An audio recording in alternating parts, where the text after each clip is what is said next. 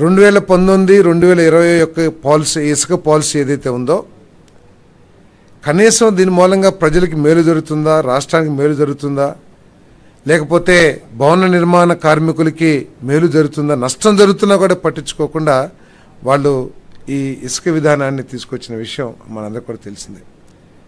మరి 2019 2021లో తీసుకొచ్చిన ఇసుక విధానాన్ని రద్దు చేస్తూ ఆ ప్రభుత్వం చేసుకున్న అగ్రిమెంట్స్ పెద్ద పెద్ద జేపీ తర్వాత ఇంకేదో పెద్ద పెద్ద సంస్థలు బయట నుంచి తీసుకొచ్చి ఏదైతే అంటే అప్పుడు చెప్పుకున్నది ఏంటంటే అవి నామ మాత్రమే, కానీ ఆ ఇసుక వ్యాపారం చేసినంత మాత్రం వేరే వాళ్ళని చెప్పేసి చెప్పుకుంటుండేవాళ్ళు. ఏదేమైనా ఇక్కడ ఆ అగ్రిమెంట్లన్నీ కూడా రద్దు చేసేయడం జరిగిందని చెప్పేసి మనం ఆ విధానాన్ని అదేవిధంగా ఆ అగ్రిమెంట్లు కూడా అన్నీ రద్దు చేయడం జరిగిందని చెప్పేసి మనం చేస్తాను.